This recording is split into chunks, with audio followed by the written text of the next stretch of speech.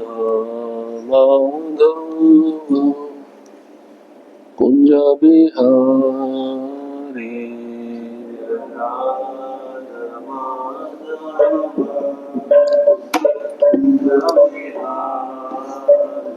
जय राधा माधव कुंज बिहारी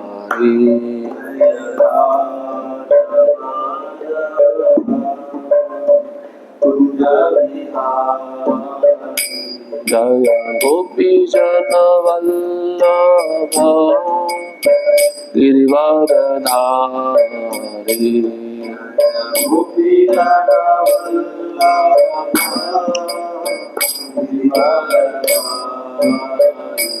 जय गोपी जन वल्लभ गिरिवरधारी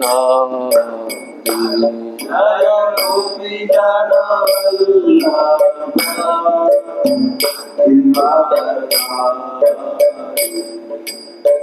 यशोदनंदन व्रज जन रंजन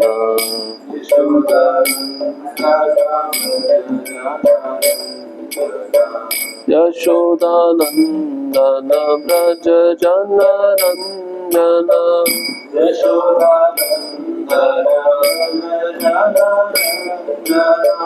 यमुना तीरा वनचारी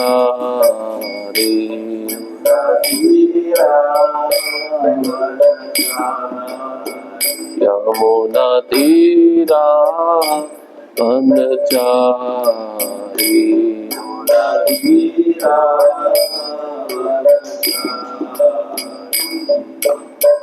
हरे कृष्ण कृष्ण कृष्ण हरे हरे हरे राम राम राम हरे हरे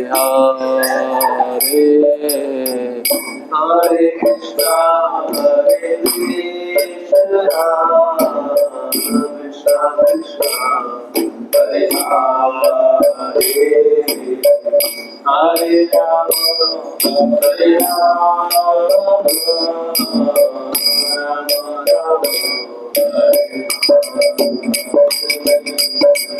हरे कृष्ण कृष्ण कृष्ण हरे हरे हरे राम राम राम हरे हरे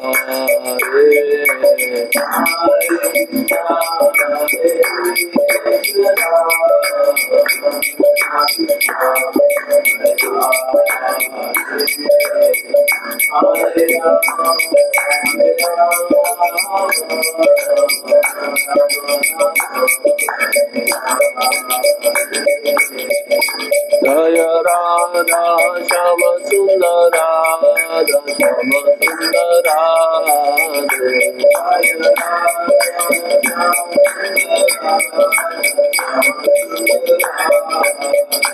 जय प्रभु पादा प्रभु पादा प्रभु पादा बिना प्रभु पादा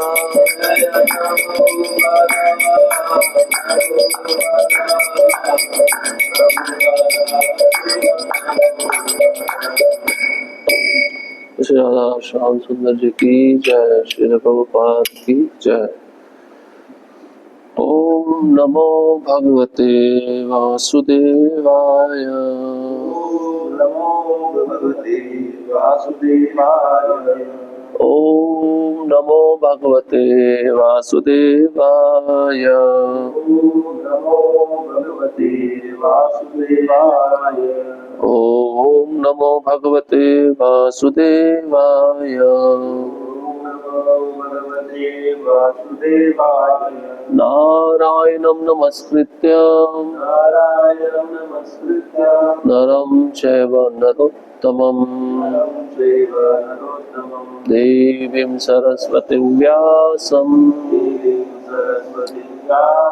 ततो जयमुदीरयेत्। नष्टप्रायेषु भद्रेषु नित्यं भागवत सेवया भगवती उत्तम श्लोके भक्तिर्भवति नैष्टिकी। कृष्णाय वासुदेवाय देवकी नंदनाय च नंदगोपकुमाराय गोविंदाय नमो नमः। ग्रंथराज श्रीमद् भागवतम पहला स्कंद अध्याय क्रमांक 11 श्लोक क्रमांक 15। द्वारि द्वारि ग्रहाणाम् द्वारि द्वारि ग्रहाणां च दधि अक्षत फलक्षेपुः अलंकृता पूर्णकुंभे बलिभिः धूपदीपकैः। द्वारि द्वारि ग्रहाणां च दधि अक्षतफलेक्षुभिः अलंकृतां पूर्णकुंभे बलिभिः धूपदीपकैः। द्वारि द्वारि ग्रहाणां च दध्यक्षतफलेक्षुभिः अलंकृतां पूर्णकुंभे बलिभिः धूपदीपकैः।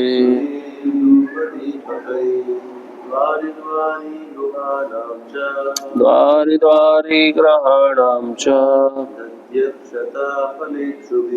दध्यक्षतफलेक्षुभिः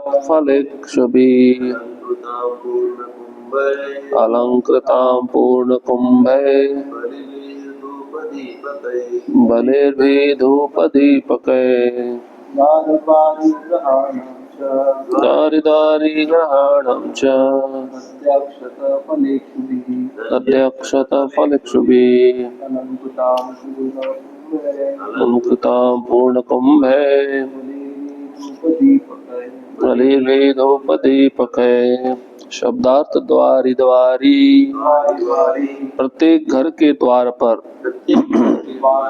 ग्रहाणाम सभी घरों के, च तथा, दधि दही, अक्षत संपूर्ण, फला फल, इक्षुभि करने से, अलंकृताम सजाया गया, पूर्ण कुंभे जल से पूर्ण घंटों से,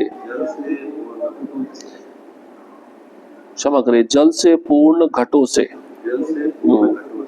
बलि भी पूजन सामग्री सहित, धूप सुगंध बत्ती, दीपकै दीपों तथा बत्तियों से।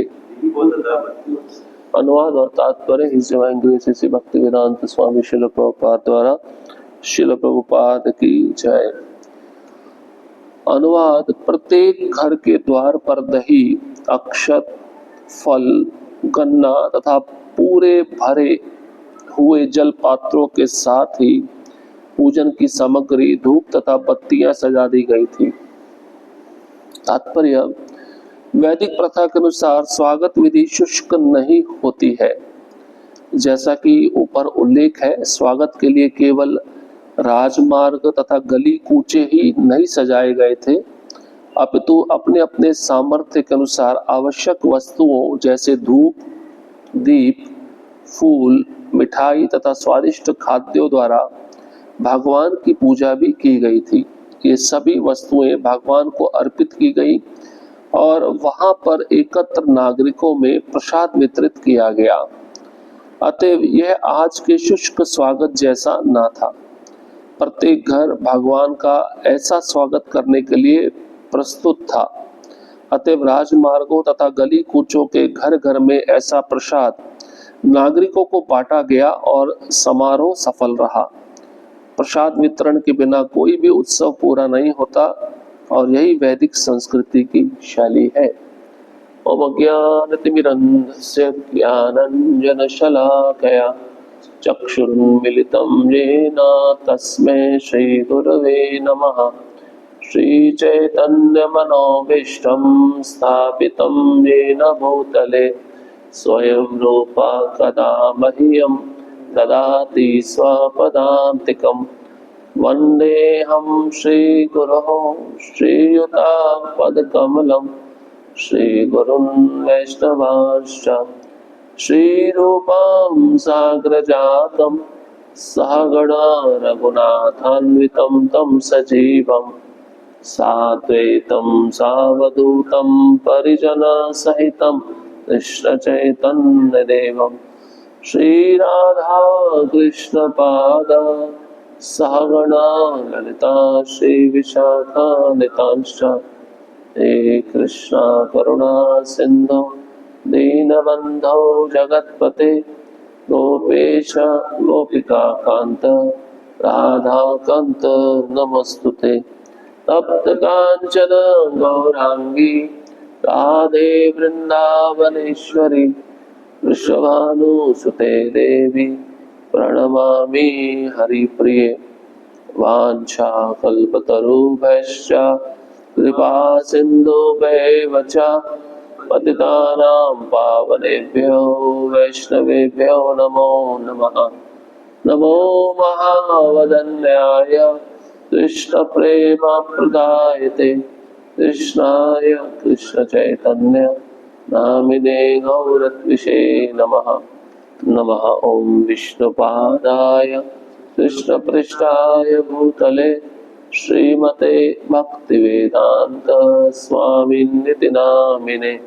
नमस्ते सारस्वते देवे गौरवाणी प्रचारिणे निर्विशेष शून्यवादी पाश्चात्य देशतारिणे। जय श्री कृष्ण चैतन्य प्रभु नित्यानंद श्री अद्वैत गदाधर श्रीवासादि गौर भक्तवृंद। हरे कृष्णा कृष्णा कृष्णा हरे हरे हरे राम राम राम हरे हरे।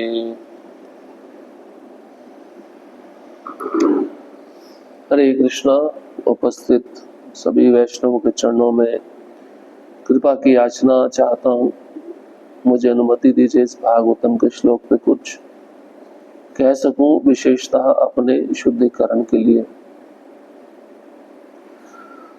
इस अध्याय का शीर्षक है भगवान श्री कृष्ण का द्वारका में प्रवेश। तो पिछले श्लोक में हमने सुना था द्वारका के जो पथ है, मार्ग है, बाजार है, चौक है, इनको झाड़ा गया, पुहारा गया और उन सभी चौकों पर, मार्गों पर सुगंधित जल छिड़का गया और भगवान के स्वागत के लिए हर जगह फल, फूल, अक्षत, अंकुर बिखरे हुए थे। प्रचुर मात्रा में सब कुछ द्वारकापुरी में उपलब्ध था। और आज के श्लोक में अब घर के बाहर की स्थिति या घर के अंदर की स्थिति और साथ ही साथ श्रील प्रभुपाद जी प्रसाद वितरण किया गया, इसका भी महत्व बता रहे हैं।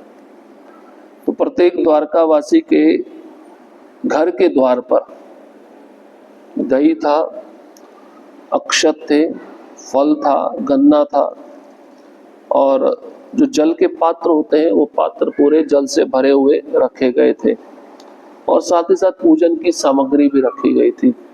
पूजन की सामग्री में क्या होता है, धूप, दीप, ये सब इस्तेमाल किया जाता है। एक तरह से भगवान जब उस मार्ग से निकलेंगे तो सभी द्वारकावासी क्या करेंगे, भगवान का आरती उतारेंगे। और घरों को भी सजाया गया था इस तरह से। प्रभुपाद जी तो तात्पर्य में बहुत सुंदर लिखते हैं कि जो स्वागत करने की विधि है शुष्क नहीं थी, सूखी हुई नहीं थी। सूखी विधि किसको कहते हैं, जैसे कोई आ रहा है तो उसको हाथ जोड़ दिया, हो गया। इसको शुष्क विधि कहा गया है। कभी कभार तो कोई हाथ भी जोड़ता नहीं है। जैसे वैष्णव कोई मिलते हैं, एक दिन पूरा हुआ, दूसरा दिन आया तो मुस्कुराते हुए आदर देना चाहिए, प्रणाम करना चाहिए, हरे कृष्णा बोलना चाहिए। वो जो एक वैष्णव जो दूसरे वैष्णव को देखता नहीं है या मुंह इधर कर लेता है, शुष्क विधि है। समझ रहे, कुछ लेना देना नहीं है उसका, कुछ संबंध नहीं है, एक अपराध माना गया इसको। ठीक है, हम इतना तो स्तर पे सब कुछ नहीं कर सकते हैं, लेकिन हमें अपना आदर दूसरे के प्रति दिखाना चाहिए अपनी स्थिति के अनुसार। तो यहाँ पे बताया गया है स्वागत के लिए भगवान के केवल राजमार्ग ही जहाड़ा बुहारा नहीं गया था, सुगंधित जल से छिड़का नहीं गया था, अपितु हर एक द्वारकावासी अपने सामर्थ्य के अनुसार। अब हर कोई व्यक्ति तो अमीर नहीं हो सकता, हर कोई व्यक्ति गरीब भी नहीं हो सकता, कुछ मिडिल क्लास फैमिली वाले होते हैं। तो जिसकी क्षमता जैसी है, अपनी क्षमता के अनुसार वो भगवान का स्वागत कर रहा है। दिवाली पे भी हम देखते हैं जो अमीर परिवार होते हैं घर को सजा देते हैं लाइटों से, घर में इतना भव्य ऐश्वर्य, पूजन सामग्री होता है, अभिषेक किया जाता है, बाहर से पंडितों को बुलाया जाता है, स्वस्ति वाचन कराया जाता है। और बेचारे जो गरीब होते हैं उनके पास इतना धन नहीं होता। बाजार में हमने पहले के जमाने में देखते थे चीनी की लक्ष्मी की मूर्तियां बनी होती थी, गणेश की मूर्तियां बनी, उसको ले आए, उसको दूध चढ़ा दिया, थोड़ा जलेबी चढ़ा दिया, थोड़ा चावल रख दिया, बस हो गया। अब अपना व्यक्ति जो होता है वो अपने सामर्थ्य के अनुसार वैसा स्वागत करता है। लेकिन द्वारकावासी तो भगवान की नगरी है, वैभवशाली नगरी है, वहां पे तो कोई गरीब व्यक्ति नहीं रहता होगा।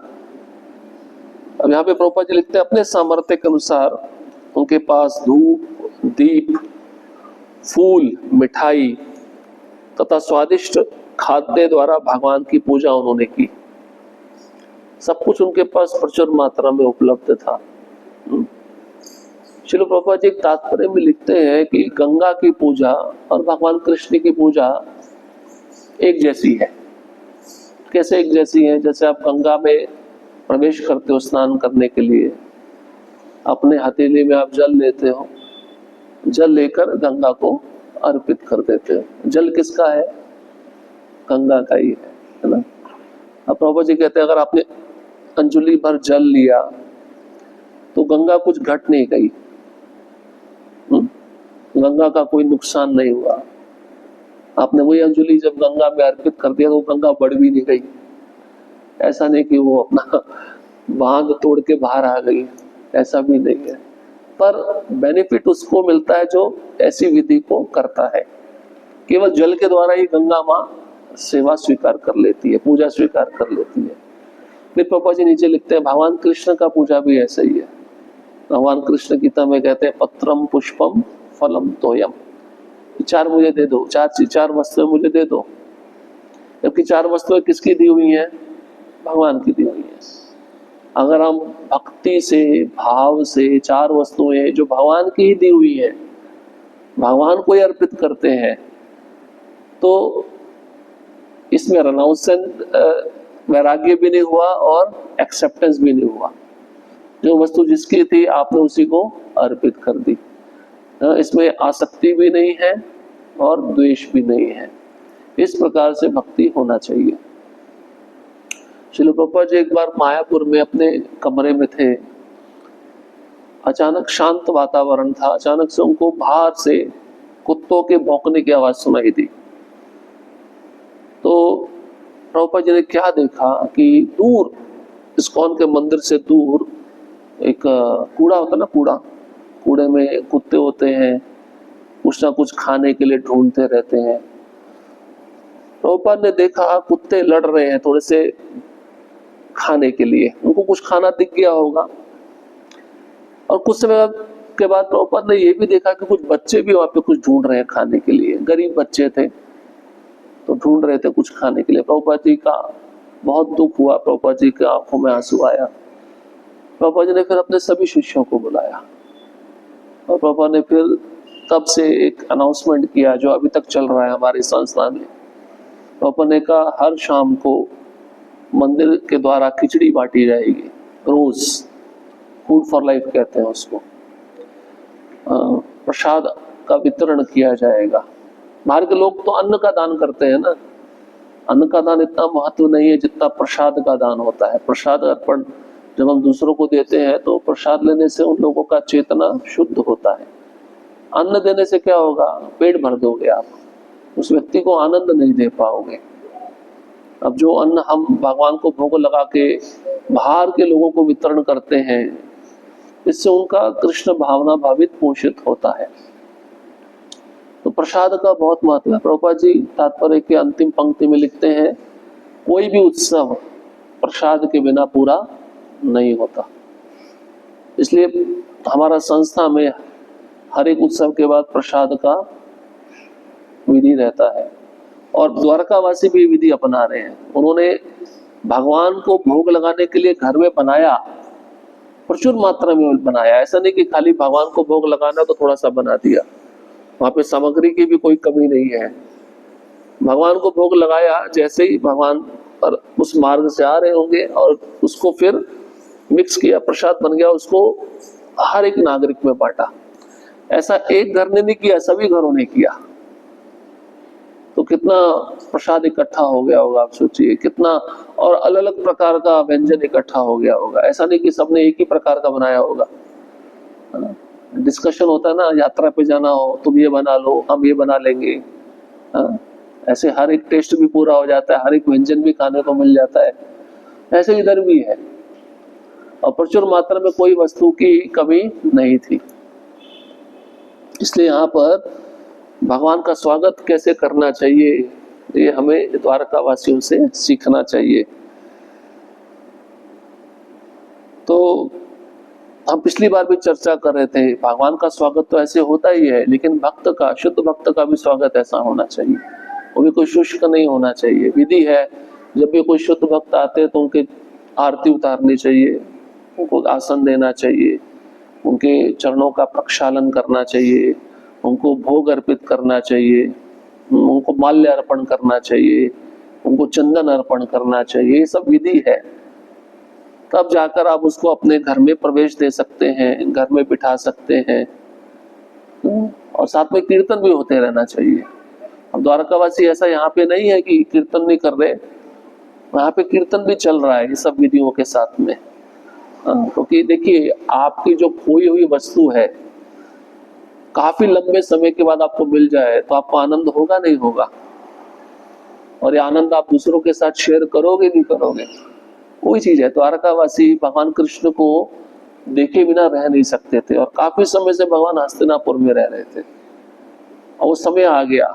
इतना लंबा समय होने के बाद भगवान आए हैं, एक तो उनका आनंद बढ़ता जा रहा है। तो आनंद के रूप में वे अपने भावों को व्यक्त करना चाहते हैं और भाव यहाँ पे दिए गए हैं, किस प्रकार से पूजा करना है। प्रत्येक द्वारकावासी के घर के बाहर एक जल मटका मिट्टी का जल से भरा रहता था, उस पे श्रीफल रखा रहता था, स्वस्तिक का चिन्ह था, अक्षत चावल रखे गए थे, और गन्ना जानते हैं, गन्ना बहुत शुभ माना जाता है। अभी तुलसी और शालिग्राम का विवाह हुआ, हम जा रहे थे तो सारे लोग गन्ना खरीद रहे हैं। गन्ना हो गया, आम के पत्ते हो गए, नारियल के पत्ते हो गए, ये सब शुभ माना गया है। सब सजाए थे द्वारकावासी अपने घरों को, द्वार पे गन्ने लगाए थे। और यहाँ पे बताया गया दही का भी महत्व है। भगवान को सुबह सुबह पंचगव्य अर्पित किया जाता है। 5 चीजें होती है, गाय से बनी होती है, दूध, दही और गोबर और गौमूत्र और तूप। ये पांचों चीजें मिला के पंचगव्य कहलाता है, भगवान को बहुत प्रिय है। उसको मिक्स करके भगवान को सुबह सुबह अर्पित किया जाता है। मधुपर्क में भी गाय की वस्तुएं ही मिलाई जाती हैं, तो दही भी भगवान को प्रिय है। और ये सब चीजें साथ में चल रही हैं और पूजन की सामग्री भी रखी गई है। पंचरात्रिक विधि बोलते हैं ना, नारद मुनि ने हमको पंचरात्रिक विधि प्रदान की। उसमें सबसे पहले धूप आता है, सुगंधित धूप, उसको अगरबत्ती भी कहते हैं। भगवान की पूजा अगरबत्ती से शुरू होती है।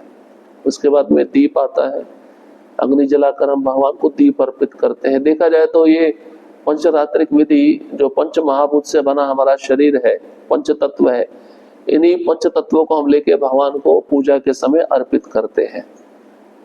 ये पूरा सृष्टि पंच महाभूत से बना हुआ है ना, तो ये भगवान की शक्तियां हैं और भगवान की शक्तियों को हम भगवान की सेवा में अर्पण कर रहे हैं।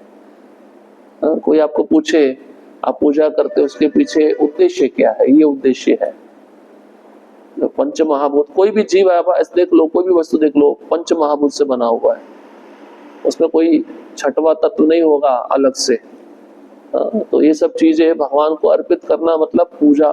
पूजा का अर्थ है भगवान को ये सब वस्तुएं अर्पण करना, प्रेम से अर्पण करना। ऐसा नहीं कि आरती कर रहे हैं बस बार बार घड़ी देख रहे हैं कब पूरा होगा, मेरा हाथ दुख रहा है, ऐसा नहीं। जो विधि बताई गई उसके अनुसार करना और भगवान को प्रेम पूर्वक अर्पण करना। इसलिए भगवान भगवत गीता में ये सिद्धांत बताए हैं कि मुझे प्रेम से अर्पण करो, चाहे छोटी चीज हो मैं स्वीकार करता हूँ। कोई बड़ी वस्तु हो, चाहे आप दे रहे हो लेकिन उसमें प्रेम नहीं है तो भगवान उसको स्वीकार नहीं करते। इसलिए यहाँ पे द्वारकावासी जो भगवान को ये वस्तुएं तो अर्पण कर ही रहे हैं, इन वस्तुओं के द्वारा अपना प्रेम भी अर्पण कर रहे हैं। जीव का प्रेम किसके साथ होना चाहिए? किसके साथ होना चाहिए? भगवान के साथ होना चाहिए। हमारा नित्य संबंध है ना, हम भगवान के अंश है, लेकिन अभी हमारा प्रेम किसके साथ है? भगवान को छोड़ के सब चीजों के साथ है। जो प्राइमरी चीज है उसको हमने सेकेंडरी बना दिया, और जो सेकेंडरी चीज है उसको प्राइमरी बना दिया, तो गड़बड़ हो गई ना। और भगवान से प्रेम नहीं करोगे, संसार के सभी चीजों से प्रेम करोगे। भक्त भी प्रेम करता है संसार की सभी चीजों से, लेकिन वो भगवान को संबंधित जानकर प्रेम करता है। ये सिद्धांत है। लोग प्रेम करते हैं बाहर के लोगों से, लेकिन भगवान को केंद्र बिंदु में रख के प्रेम नहीं करते। जब भगवान को केंद्र बिंदु में रख कर प्रेम नहीं किया जाता तो कौन सा भाव उत्पन्न होता है? भोग करने का भाव उत्पन्न होता है। भोग, भोक्तारम यज्ञ तपसाम सर्वलोक महेश्वरम। सभी वस्तुओं के भोक्ता कौन है? कृष्ण है। लेकिन अभी परिवर्तित भावना में हमने अपने को भोक्ता समझा हुआ है। इसलिए जो भी वस्तु हमें मिलती है हमें पहले भगवान को अर्पण करना चाहिए। प्रभुपाद जी सिंपल वे में कहते हैं, एक फूल है, प्रभु जी फूल लेके आए, अभी अर्पण किया। यही कोई व्यक्ति होगा जिसका प्रेमिका होगी, जिसकी पत्नी होगी, जिसके प्रति वो बहुत आसक्त है, तो फूल देखकर उसको याद आएगी अपनी पत्नी की, मैं फूल खरीदूं और अपने पत्नी को अर्पण करूं। सिंपल सा। तो भक्त ऐसा नहीं रखता है अपने मन में, वो उसका प्रेम तो भगवान के साथ है। कोई भी वस्तु, मैं फूल का प्रभुपाद जी उदाहरण दिया इसलिए वो उदाहरण याद आया तो मैं आपको बता रहा हूँ। तो कोई भी वस्तु आपको प्रिय हो, सबसे पहले भगवान को अर्पण करो। कार्तिक मास में भी ये प्रण लेना चाहिए कि जो प्रिय वस्तु है उसको मैं भगवान को अर्पण करूंगा। अब प्रॉब्लम क्या होता है, प्रिय वस्तु हम अपने पास में रखते हैं, अप्रिय वस्तु भगवान को देते हैं। यहाँ पे द्वारकावासी ऐसा नहीं कर रहे हैं। द्वारकावासियों का भाव ये अच्छे से अच्छा भगवान को अर्पण होना चाहिए। इसलिए ये सब तो कर ही रहे हैं, साथ ही साथ एकत्र होकर प्रसाद वितरण भी कर रहे हैं। प्रभुपाद जी ने प्रसाद वितरण के द्वारा इस संसार में क्रांति लाई या नहीं लाई? बहुत सारे लोग ठीक है सिद्धांत पढ़ के, सिद्धांत समझ के, शास्त्र पढ़ के नहीं आते, उनकी बुद्धि इतनी उच्च अवस्था में नहीं है, लेकिन प्रसाद खाना सबको अच्छा लगता है। तो प्रसाद देकर और दूसरे जीवों को भक्त बनाकर कितना बड़ा सेवा किया प्रभुपाद जी ने, है ना। हम थोड़ा समय लेक्चर सुनते हैं तो बोर होने लगते हैं, है ना, लेकिन प्रसाद का टाइम होता है तो एक्टिव हो जाते हैं। लेकिन प्रभुपाद जी ने किस चेतना में प्रसाद बनाया होगा सोचिए, जिसके हृदय में ही कृष्ण बैठे हैं, जो सतत कृष्ण का चिंतन कर रहा है, तो वो प्रसाद किस चेतना में बनाएगा। इसलिए कभी कभार कुकिंग करते समय ठीक है आपको भगवान का स्मरण नहीं आ रहा तो प्रभुपाद जी का स्मरण करो, प्रभुपाद जी का स्मरण करके कुकिंग करो, देखो वहां पे कृष्ण और भी खुश हो जाएंगे, मेरे भक्त का स्मरण कर रहा है। तो प्रभुपाद जी अपने हाथों से कृष्ण चेतना में बनाते थे, कृष्ण चेतना में भगवान को अर्पण करते थे और कृष्ण चेतना में सबको वितरण करते थे। ऐसा नहीं कि भोग बन गया, भोग लगा दिया, प्रसाद बन गया, चलो बांटना है, खाली बांटना है, बांटना है, लेकिन कैसे बांटना चाहिए, उनसे हरे कृष्णा बुलवा के बांटना चाहिए। इसको कहते हैं कृष्ण चेतना में वितरण करना। और ऐसे नहीं कोई बोल नहीं रहा तो गुस्से से भाई बोलो, ऐसे नहीं, प्रेम से बोलवाना चाहिए। चलो नहीं बोल रहा, कम से कम सुन तो रहा है, वो भगवान का नाम अगर कान में भी जाएगा तब भी शुद्धिकरण उसके हृदय को शुद्ध करेगा। तो कृष्ण चेतना में बांटना चाहिए। द्वारकावासी जैसे चैतन्य महाप्रभु करते थे, चैतन्य महाप्रभु कोई भी सेवा करते थे, हरिनाम के बिना उनकी सेवा पूरी होती नहीं थी। उसमें हरिनाम नहीं है तो सेवा पूरी नहीं, अपूर्ण रहेगी। जैसे गुंडीचा मार्जन किया, भगवान का मंदिर साफ करना है तो एक लाइन लगाया, हर एक को मटका दिया, नरेंद्र सरोवर से जल भरना है, हर एक को पास करना है, लेकिन पास होते करते करते हरि हरि बोलना है, हरि हरि हरि कृष्ण कृष्ण कृष्ण, ऐसे नामों का उच्चारण करना है। ये भाव, ये चेतना चैतन्य महाप्रभु ने भक्तों में जगाई। और जब जैसे ही एक एक मटका पास होता रहेगा, फिर खाली होगा, मटका वापस आएगा, तो वापस लेते समय भी हरि हरि बोलना है, साफ करते समय भी हरि हरि बोलना है, कृष्ण बोलना है, प्रसाद लेते समय भी हरि हरि बोलना है। तो ये विधि तभी संपूर्ण होती है, बनाने से लेकर ग्रहण करने तक विधि तभी संपूर्ण होगी जब आप सभी कार्य कृष्ण चेतना में कर रहे हो। अब ऐसा नहीं कि परोस दिया है, हम खा तो रहे हैं, ग्रहण तो कर रहे हैं, लेकिन कृष्ण चेतना नहीं है, चर्चा इधर उधर का चल रहा है, ऐसा नहीं होना चाहिए। तो ये तभी इसको सही विधि बोलते हैं। और द्वारकावासी तो कृष्ण चेतना में सदैव रहते थे। भगवान नहीं आ रहे, भगवान कब आएंगे, कब उनका दर्शन होगा, ऐसे भक्तों को रहना चाहिए। आज का दिन बीता है, कल का मंगल आरती कब आएगा, कब मैं दौड़कर जाऊंगा, भगवान का दर्शन करूंगा। अगर इस भाव में हम रहेंगे तो मतलब हम भगवान के धाम में जो भक्त रहते हैं ना, उसी चेतना में हम रह रहे हैं। चलो मैं भगवान का, अरे कितना अच्छा संधि है, ऐसा सेवा किसी को मिलता नहीं है, भगवान के लिए कुकिंग करना है, उनका अभिषेक करना है, उनका श्रृंगार करना है। इसका मतलब भगवान ने हमको चुना है, हम कोई साधारण जीव नहीं है, भगवान के अंश तो है ही है, साथ के साथ बहुत भाग्यशाली है। इसलिए हमें ये सेवा प्रेम से करनी चाहिए।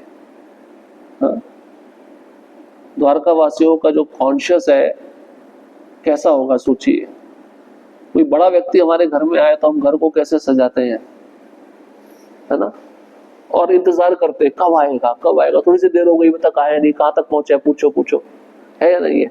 इसका मतलब आपकी चेतना कितनी अलर्ट है, कोई गड़बड़ नहीं होनी चाहिए। हमें तो भगवान आ रहे हैं, ऐसा नहीं कि भगवान आ रहे हैं, वो देखेंगे, सबको देखेंगे। भगवान के पास एक ऐसी दिव्य शक्ति होती है, एक स्थान पर बैठे बैठे सबको देख लेते हैं। ऐसा नहीं कि उनको अपना सिर घुमाना पड़ता है 360 डिग्री में, ऐसा नहीं है। जब वृंदावन में भगवान बीच में बैठते थे और सभी मित्रगण चारों तरफ बैठ जाते थे, और मित्रगण छोटे मोटे नहीं थे भाई, उनकी गणना भी असंख्य थी। तो भागवतम में वर्णन है कि हर एक गोप भगवान को ऐसे देखता था कि भगवान उसकी तरफ ही देख रहे हैं। समझ रहे हैं बात को। तो भगवान के अंदर अचिंत्य शक्ति है, भगवान का चेहरा आपको दिखेगा सामने, लेकिन भगवान पीछे भी देख रहे हैं, क्योंकि उनकी सर्वत्र आंखें, इसलिए उनको सर्वज्ञ बोला गया है। दिख रही है दो आंखें, लेकिन सब जगह है उनकी आंखें। और पता रहता था भगवान को कौन अपने टिफिन बॉक्स में क्या क्या लाया है, लेकिन भगवान वेट करते थे अभी प्रेम पूर्वक मेरे को कब अर्पण करेंगे। और वो प्रेम था उनका, ऐसा नहीं वो भगवान कृष्ण को खिलाए बिना कभी भी खाते नहीं थे। हर एक दौड़ के आता था, ये देखो आज मैं अपने घर से ये लेके आया हूँ, ये लेके आया हूँ। तो भगवान बड़े खुश होते थे।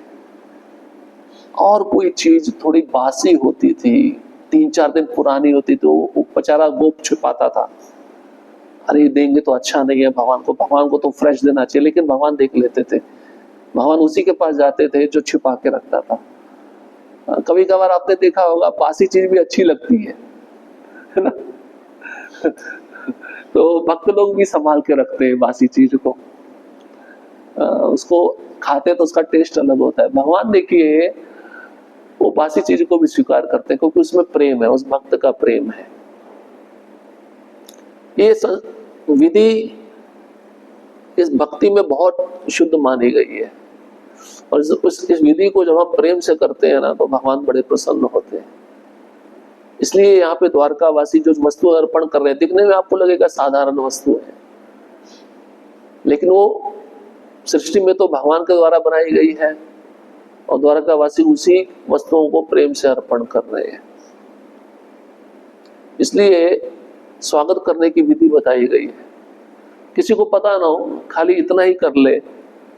यहाँ तक कि भगवान का विग्रह भी जब लाते हैं, एक तरह से भगवान ही आ रहे हैं ना, भगवान के विग्रह में और भगवान में कोई अंतर नहीं होता। तो विग्रह को लाने की विधि भी ये है। अब मान लो किसी को पूरा डीटी इंस्टॉलेशन नहीं आता, डिटेल में पता नहीं है, तो भक्त कीर्तन करते रहे, ये वस्तुएं लाई जाए और एक शुद्ध भक्तों को बुलाकर जो कुशा घास होती है ना उसके द्वारा उस विग्रह में प्राण संचार कराया जाए और वो शुद्ध भक्त प्रार्थना करे, अभी आप आइए और हमारी सेवा को स्वीकार कीजिए। ये विधि भी हम नॉर्मल वे में करेंगे तो भगवान आ जाते हैं, लेकिन उसमें भाव शुद्ध होना चाहिए, किसी प्रकार का कपट नहीं होना चाहिए। इसलिए द्वारकावासी बहुत उत्साह पूर्वक ये उत्सव मना रहे हैं। कोई वस्तु जब लंबे समय से खोई हुई हो, पुनः मिल जाए, तो उसको देखने का, उसको सुनने का, उसको श्रवण करने का, उसका विधि अलग हो जाता है ना, उसमें रस और बढ़ जाता है। वही देखो आप सेपरेशन में रहो, विरह में रहो और याद करते रहो, याद करते करते आपका चिंतन इतना गाढ़ हो जाए और चिंतन गाढ़ होने पर वो वस्तु आ जाए तो आपको उसका महत्व पता चलेगा, इसका क्या इंपॉर्टेंस है। और वही वस्तु आप उसको इतना सीरियसली नहीं ले रहे हो, रोज देखते रहते हो, तो क्या होता है उसका महत्व हमें पता नहीं चलता है। इसलिए ये विधि बताई है कि जब हम मंगल आरती भी आते हैं तो भक्त बोलते हैं मंगल आरती तो वही है, गुरुवाष्टक तो वही है, उसमें तो कोई बदलाव नहीं है। लेकिन आपको बोर कब लगती है? जब आप उसको सुनते सुनते चिंतन नहीं करते हो, उसके अर्थ का चिंतन नहीं करते हो। जिस दिन आप उस आरती के अर्थ का चिंतन करने लगोगे तो आपको बोर नहीं लगेगा, एक उत्सव की भांति लगेगा। इसलिए हर एक आरती का अर्थ चिंतन करते हुए हमें उच्चारण करना चाहिए और ये भाव लाना चाहिए कि मेरा भी भाव इन आचार्यों के प्रति कब होगा, ऐसा भाव मेरे अंदर कब आएगा। जैसे एक उदाहरण बताते हैं आपको। चैतन्य महाप्रभु जब दक्षिण भारत यात्रा में गए, चातुर्मास्य के समय एक स्थान आता है रंगनाथ, रंग क्षेत्र, वहां पे वेंकट भट्ट रहते थे, उनके पुत्र थे गोपाल भट्ट। अब उन्होंने जब महाप्रभु को सन्यास वेश में देखा तो उनको बड़ा दुख लगा, बहुत दुख लगा, क्योंकि सन्यास वेश में क्या है, बाल नहीं है, गेरुआ वस्त्र है। और उन्होंने चैतन्य महाप्रभु के नवदीप लीला को सुना था। समझ रहे हैं कि भगवान के इतने सुंदर बाल थे, गौर वर्ण था, भगवान 3 जगह त्रिकच्छ धोती पहनते थे, 3 जगह से 3 स्टाइल की धोती पहनते थे, अलंकार पहनते थे और मालती के पुष्पों की माला थी, चंदन था। कितना सुंदर रूप होगा, वो रूप मुझे क्यों नहीं देखने को मिला, उस रूप से भगवान आपने मुझे क्यों वंचित कर दिया। तो बार बार ये सोचकर उनके मन में विचार आ रहा था, ये रूप मैं कब देखूं, कब देखूं, कब देखूं। इतना भाव आया कि वो अचेत हो गए, मूर्छित हो गए। तो मूर्छा में भगवान ने उनकी इच्छा को जान लिया था। एक स्वप्न आया, स्वप्न में उन्होंने क्या देखा, गौर सुंदर खड़े हैं, फिर वो श्याम सुंदर में बदल गए। समझे? गौर सुंदर कौन से? नवदीप वाले, जिसका वर्णन अभी किया, इतना सुंदर श्रृंगार। फिर वो श्याम सुंदर में बदल गए, कृष्ण बन गए। और फिर कृष्ण एक क्षण में फिर वो सन्यासी के वेश में आ गए। तो तीनों रूप देखे गोपाल भट्ट सपने में। तो जब वो गौर सुंदर को देखे, उनका मन इतना आह्लादित हो गया। उन्होंने देखा मैं भी वहां पे हूँ, सभी भक्त वहां पे हैं, कीर्तन कर रहे हैं। भगवान के भक्तों ने मुझे उठाया, गोद में उठाया, और जैसे कुछ कहने लगे सपना टूट गया। थोड़े समय के लिए भगवान ने रूप दिखा दिया। और रूप देखकर उनके मन को शांति मिली। जीव का ऐसा प्रेम है भगवान के साथ। अगर सच में भगवान का रूप हम देखेंगे, ध्यान पूर्वक उसको मन में बसाएंगे, और फिर वो थोड़े समय के लिए रूप अलग हुआ ना, फिर आपके मन में बेचैनी होगी, मुझे उस रूप का दर्शन क्यों नहीं हुआ, मेरी देखने की बहुत इच्छा है, दिखने। अभी हमारी देखने की इच्छा कैसे होती है? थोड़े समय, थोड़े सेकंड, थोड़े क्षण, फिर हमारा दृष्टि हट जाता है, फिर हमारा मन किसी और पे लग जाता है। वृंदावन के जो ब्रजवासियों का मन भगवान पे कैसे टिका हुआ था, द्वारकावासी जो भगवान के धाम के रहने वाले लोग हैं, उनका मन भगवान पे कैसे टिका था? ऐसे टिका था। चिंतन क्यों होता है ज्यादा समय तक? जब आप उस वस्तु को ध्यान पूर्वक देखते हो, तभी चिंतन शुरू होता है। संसार में भी यही नियम है ना, कोई सुंदर स्त्री, कोई सुंदर पुरुष दिख जाए, आपको मोबाइल में भी दिख जाए, आपने ध्यान पूर्वक देखा, तभी तो आपने उसको मन में बसा लिया ना, उसका चिंतन करने लगे ना। ऐसा विधि हमें भगवान के साथ करना चाहिए। इनसे ज्यादा सुंदर तो कोई है नहीं। इनका शरीर तो कैसा है? सच्चिदानंद है। बाकी शरीर कैसे है? हाड़ मांस के बने हुए शरीर है, और ये खत्म हो जाएंगे। भगवान का शरीर कभी नष्ट नहीं होता। भगवान का शरीर का रूप शाश्वत है, सौंदर्य शाश्वत है, तभी तो सभी लोग आकर्षित होते हैं ना। अगर वो शाश्वत नहीं होता तो फिर उसको देखने क्यों आते हैं हम? ये भगवान का रूप ऐसा है। तो ये आकर्षण इसके प्रति बढ़ना चाहिए, और ये आकर्षण द्वारका वासियों में है, तो भगवान को अभी जी भर के देखना चाहते हैं। जी भर के समझते हो? देख रहे तो तब भी मन तृप्त नहीं हो रहा है, इसको कहते जी भरना। तो हमारा एक क्षण में जी भर जाता है, या तो हम आते हैं तो देखते हैं तो चले जाते हैं। तो ऐसा नहीं होना चाहिए, तभी प्रेम बढ़ेगा। उसके बारे में सुनना भी चाहिए। द्वारकावासी हर एक साथ में बैठकर भगवान के बारे में सुनते भी थे। अब देखो, मन में दुख है, जो वस्तु खो गई, लेकिन उसके बारे में सुनोगे तो थोड़ा दुख कम होता है ना। तो भगवान जब दूर रहते थे तो द्वारकावासी भगवान के बारे में सुनते थे अपना दुख मिटाने के लिए, और भगवान जब सामने आ जाए तो प्रत्यक्ष देखकर उनका दुख वैसे ही मिट जाता था। इस तरह से ये सब वस्तुएं द्वारकावासी प्रेम के द्वारा अर्पण कर रहे हैं। ये हमको सिखाया जा रहा है, हमें प्रेम भगवान को देना है, संसार को नहीं देना। संसार को देना चाहते हो, अच्छा है प्रेम, लेकिन भगवान को केंद्र बिंदु में रख कर दो, तब आप आसक्त भी नहीं रहोगे और आपके अंदर भोग की भावना भी पैदा नहीं होगी। ठीक है? हरे कृष्णा कृष्णा कृष्णा हरे हरे, हरे राम राम राम हरे हरे। किसी का कोई प्रश्न, कोई टीका? हाँ, हरे कृष्णा प्रभु।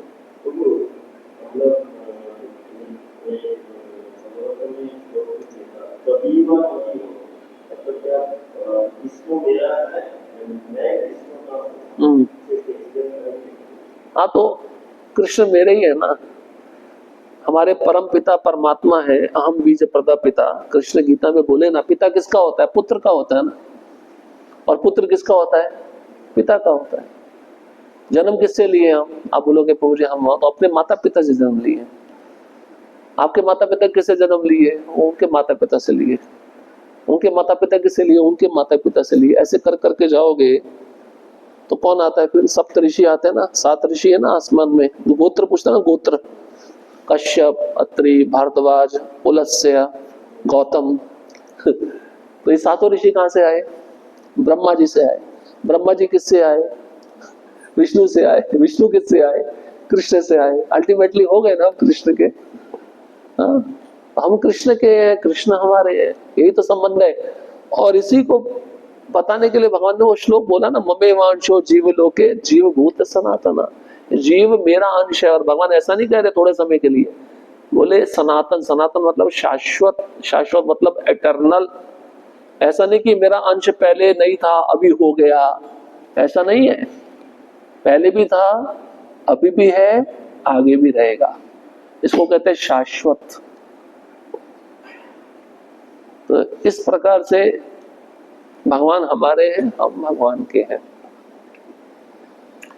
ठीक है। हरे कृष्ण। श्री राधा श्याम सुंदर जी की जय। श्री प्रभुपाद की जय।